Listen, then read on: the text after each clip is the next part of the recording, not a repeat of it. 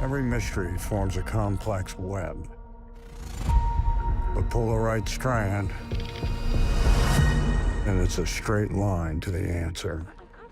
I'm glowing bright, obsidian. Universe trends to disorder.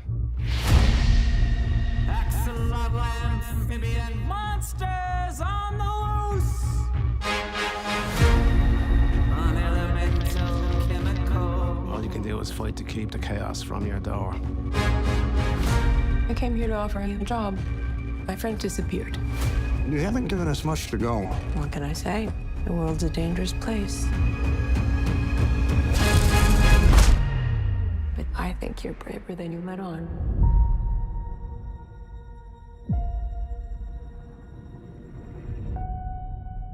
Got me growing 6 black tentacles.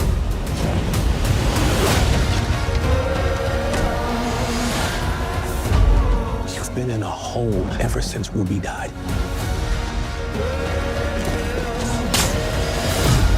We're chasing ghosts. Maybe we can be alone together.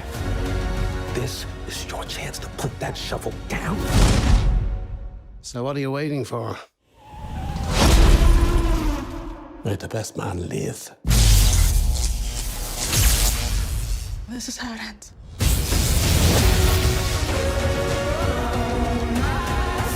The people could use a hero.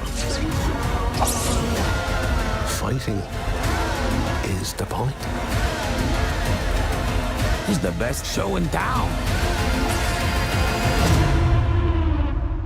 What happened to your face? I walked into a door. How many times?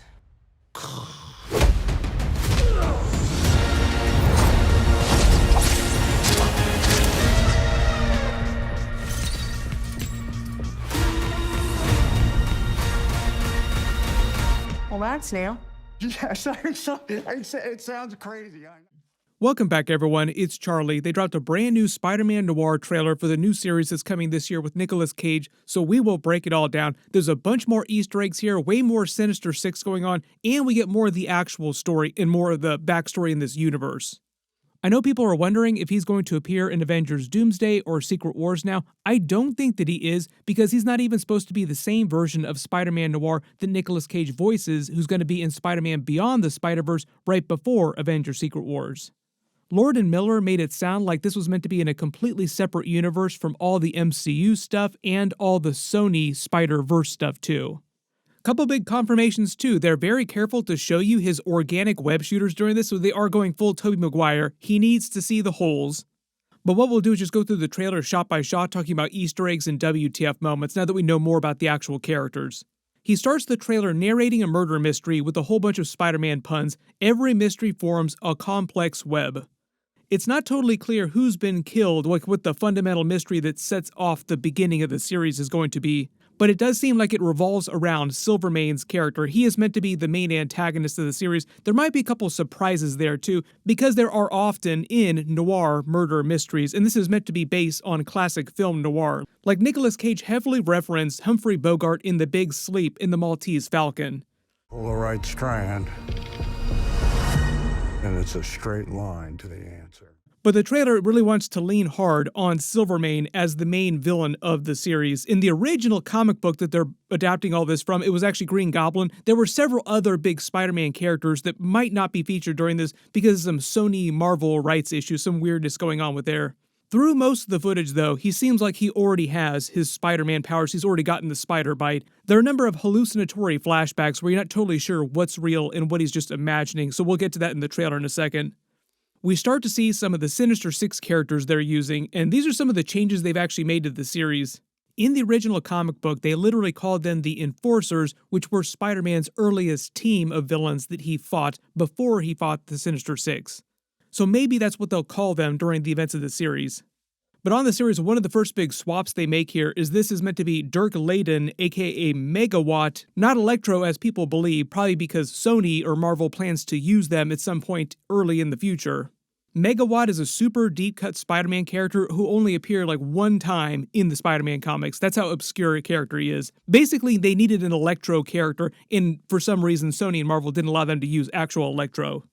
We get a couple of flashes of him with some gangsters firing on him. Then we start to see some of the flashbacks where you see people transforming into spiders like giant man spiders. We see full-on man spider later in the trailer too. Those seem more connected to the spider bite that he gets in this version of the story and how he becomes Spider-Man.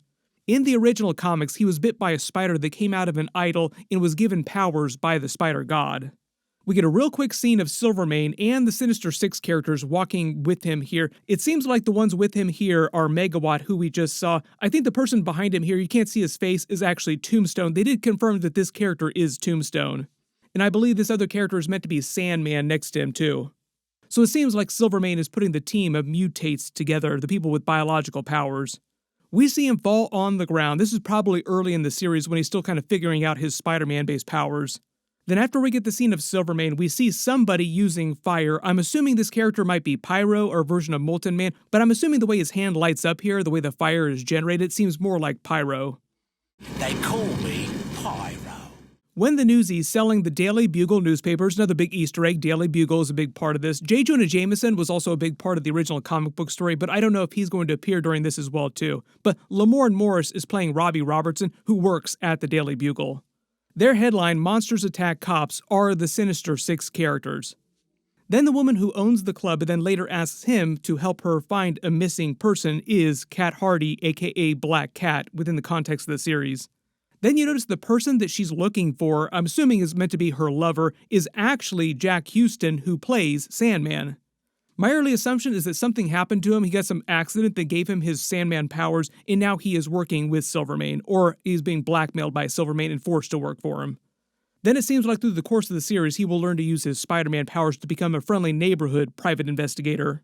The woman working with him here is meant to be his secretary, Janet, who just helps him out with this whole murder mystery that he's dealing with. Not totally clear what's going on here and why Sandman tries to kill him on the top of this building here, but obviously it's his Spider-Man powers that save him as he swings from the building with his webbing. But when you rewatch the scene, you notice he's not wearing his mask or the special goggles, so this might be connected to the scene where he learns about his powers and starts to figure them out, because he winds up crashing to the pavement and all the people crowd around him, and he's not sure why he's still alive. We get a real quick scene of him trying to save someone from a drowning car, and it seems like he fails to save them. This might be the Ruby that they talk about who died a little while ago, and he's been in a hole ever since, who I'm assuming is meant to be a reference to Mary Jane Parker because Ruby red hair. And it just seems like in the context of this series they had been married because he puts a wedding ring on top of her grave. During the original Spider-Man Noir comic book, it was his version of Uncle Ben who died, because usually it is an Uncle Ben who dies in some universe, whatever version of Spider-Man you're talking about, and it was Green Goblin who was responsible for his death. But the trailer here makes it seem like in this traumatic flashback, like this PTSD flashback, it was an accidental death in his case when his Mary Jane died. But you also notice when the camera pulls back, he's wearing a Spider-Man mask and his full-on costume. So this might be after he started to become Spider-Man, is trying to save someone in present day. And while he's trying to save a new person, he flashes back to his wife dying. So it kind of seems like when the series begins, he has not been acting as Spider-Man, and it just becomes this big call to action through the series where he basically becomes a friendly neighborhood Spider-Man by the end. Just a neighbor from across the hall. Friendly neighbor. We get a couple new scenes of him going after the mobsters here, because this is meant to be based on film noir 1930s, so it's a lot of mob characters, but you throw in a whole lot of Spider-Man related characters on top of that too. Then we get a new scene of what seems like Sandman and Megawatt attacking these people in the middle of the street. Not totally sure what's going on here, but there are a couple bags of what look like money or diamonds or something. Maybe this is just a heist that they're in the middle of. You can also see that Spider-Man launches from the top of the car too, so it is probably just him trying to take them down. Then they kind of make it seem like him swinging through the buildings in broad daylight is happening a little bit later in the series once he's fully embraced himself as friendly neighborhood Spider-Man, like he's going to be a good person, help people, while he's being a private detective. All of these scenes are meant to feel like classic Spider-Man web sling, like we saw in the Spider-Man Brand New Day trailer with him going around the buildings in New York City.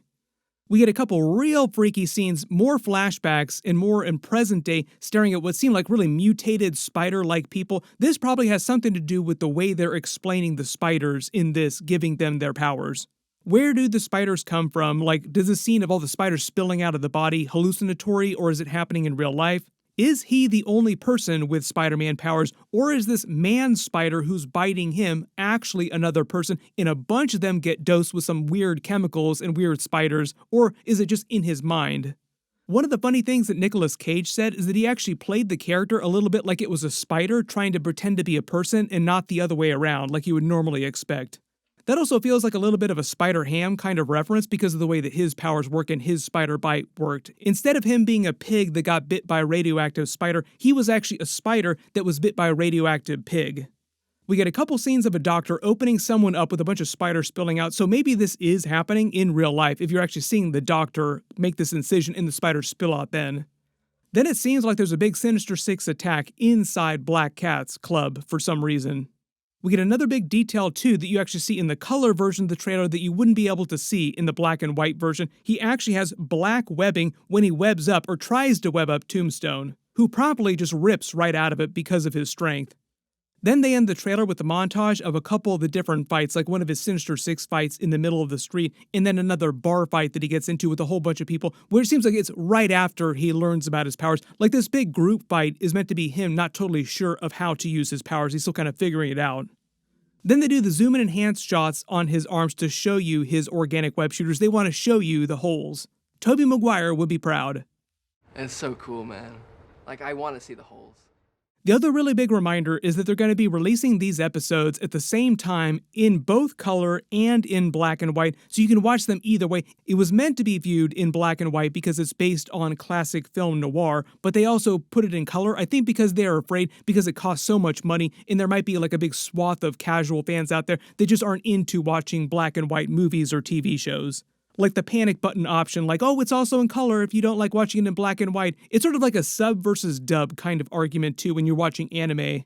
The proper way to watch it is with subtitles in its original language, but there's just like a wide swath of the population who won't do the effort of actually reading subtitles. Everybody post all your reactions in the comments below, and if you spotted any Easter eggs or references, or you have any questions about the series that I didn't address during the video, just write them below in the comments.